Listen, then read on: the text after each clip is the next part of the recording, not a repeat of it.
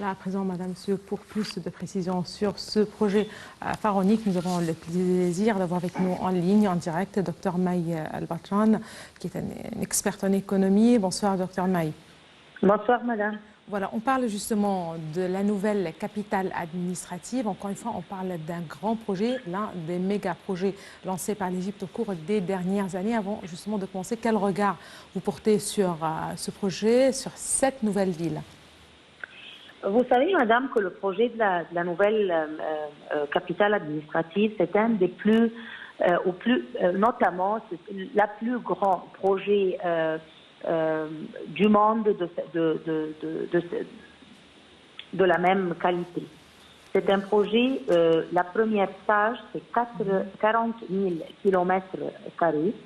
Et on a commencé ce projet il y a 4 ans et demi.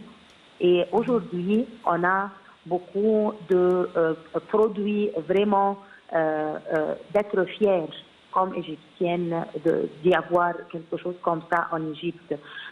Il y a une cité sportive où on avait le tournement de handball du monde. On a le cité médical qui est construit avec la technologie moderne. Il y a le cité de l'information, de knowledge, qui a les universités et aussi l'infrastructure technologique de tous ces cités-là. Ils sont très modernes. Et il y a bien sûr le quartier administratif avec tous les ministères égyptiens. Il y a le quartier de business, le quartier économique avec la banque centrale et avec les banques aussi. Il y a la plus grande mosquée, la seconde plus grande mosquée du monde. Où il y a aussi une très grande école pour l'information et l'étude du Coran. Et il y a aussi, bien sûr, l'Assemblée nationale du peuple, il y a l'Assemblée des sénateurs, representatives et il y a aussi le juge principal d'Égypte. Alors maintenant, on pourra très facilement dire que la capitale, la nouvelle capitale, il y a la structure importante pour une capitale avec tous les secteurs économiques, politiques, rural et présidentiel. Et puis aussi, il y a les quartiers pour vivre comme Égyptien. Et il y a la partie sportive, la partie médicale, la partie d'éducation et d'information. Et tout ça sur le meilleur niveau international de construction, de technologie et de n'importe quel secteur qu'on parle. Très bien. En fait, située à environ 35 km à l'est du Caire, cette nouvelle capitale administrative va aussi justement occuper une place géographiquement très importante, pas loin de la nouvelle justement zone de développement du canal de Suez, de la mer Rouge. Et donc géographiquement aussi, ça représente aussi un rapprochement avec les zones économiques justement de l'Égypte. C'est pas seulement, bien sûr, la nouvelle capitale, elle a une position stratégique de plusieurs aspects. Alors, et puis, il y a aussi l'infrastructure de transport. L'infrastructure du transport qui sera là-bas, il y a le monorail, le train à grande vitesse, il y a le métro, il y a les autos et les voitures normales. Et ils ont tous les garages aussi pour qu'ils reçoivent des personnes de toute l'Égypte, de tous les gouvernorats d'Égypte. Et il y a aussi des zones pour distribuer dans toutes les différentes zones dedans la capitale. Alors, elle reçoit de tous les endroits et elle envoie de tous les endroits internes à elle, dedans la capitale aussi. Alors, c'est vraiment l'infrastructure de transport interne et externe, je voulais dire externe en Égypte, et aussi très, très moderne.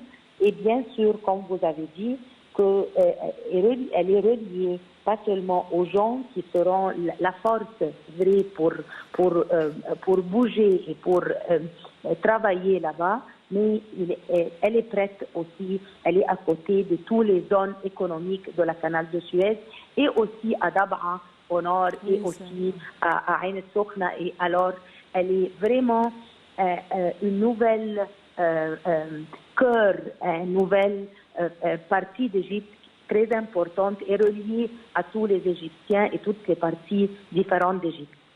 Très bien.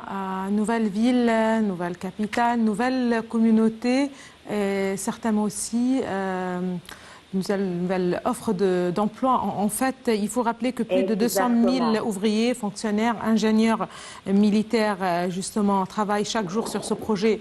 On parle certainement d'un projet hors norme. Je démarré que c'est plus que ça, madame. 2016, justement. Mais là, il faut rappeler que des fonctionnaires sont venus y travailler dès décembre. Ils seront 100 000 en tout d'ici 3 ans.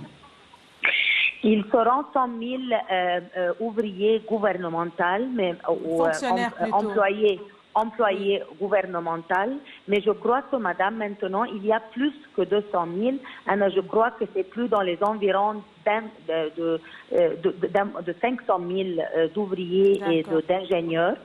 Et aussi, ce n'est pas seulement une capitale d'aujourd'hui, mais c'est une capitale du demain qui pose une très grande chance pour les Égyptiens, pour les jeunes Égyptiens et leur avenir, qui pose des opportunités de travail, opportunités de développement, opportunités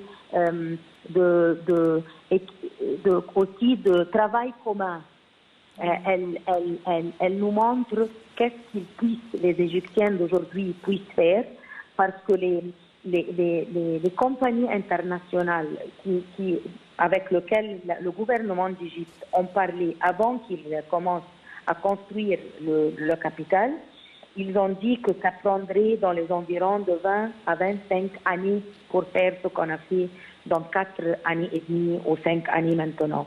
Très bien. Alors, c'est vraiment un chef-d'œuvre de mains et de bras égyptiens et de pensée et d'amour et de passion des Égyptiens pour aujourd'hui et pour demain. Très bien. Cette nouvelle capitale va certainement dégorger le Caire qu'on connaît aujourd'hui. Comment voyez-vous le Caire? Quels sont les projets aussi qui devraient prendre place pour moderniser le Caire qu'on connaît tous, pour aérer la ville, la capitale, et permettre aussi aux habitants de cette ville de profiter aussi justement de, je ne sais pas comment dire, mais là, d'un nouveau visage du Caire? Alors maintenant, vous savez que l'Égypte, elle reçoit le COP 27, le COP 27 avec les États-Unis le novembre prochain, Inch'Allah. Ça sera à Sharm el-Sheikh. Ça sera à Sharm el-Sheikh. Oui. Et ça, on a le pledge, on a dit que comme pays, on va faire de toutes nos forces pour appartenir à un environnement soutenable pour tout le monde qui vit en Égypte. Et ça, c'est très important de cet avis-là.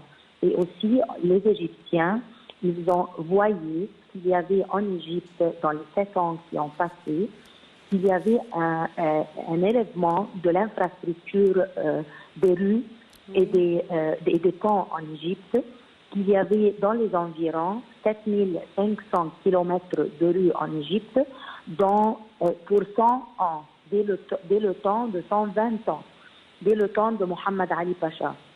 Et dans 7 ans, on a fait dans les environs maintenant de 8000 km, un peu moins que 8000. Alors, il y a vraiment un élèvement d'infrastructures de rue qui aide les Égyptiens, et particulièrement au Caire, dans toute l'Égypte, et particulièrement au Caire, de bouger plus facilement. Il y a aussi le projet de la fierté de la centre, de l'ancienne centre de l'Égypte. Alors les anciens palais, les anciennes rues, les anciens quartiers, avec leur architecture ancienne et architecture de renaissance européenne et égyptienne, qui a été bâtie par Ismail Pacha et par Khedive Ismail. Alors toutes ces choses-là, ils élèvent la fierté, et il joue le rôle d'attraction pour emploi pour les Égyptiens et d'attraction touristique et architecturale internationale. Et alors tout ça, ça aide les Égyptiens aussi pour un avenir plein d'espoir au Caire, Inch'Allah. Très bien. Merci beaucoup à vous, Dr Maï El-Batran. Vous êtes experte en économie. Merci beaucoup de vos précisions. Et justement, si les travaux de la nouvelle capitale administrative ont commencé en 2016, il faut rappeler que le ministère du Logement avait lancé en 2014 un plan de réaménagement des zones considérées à risque sur ordre du président Abdel Fattah el-Sisi, qui s'est résolu en fait de construire des centaines de milliers de logements pour reloger le quart de la population du pays qui vivent dans des bidonvilles et des immeubles illégaux, affirmant que l'État ne peut pas laisser les citoyens vivre dans les bidonvilles. Tout de suite, les détails.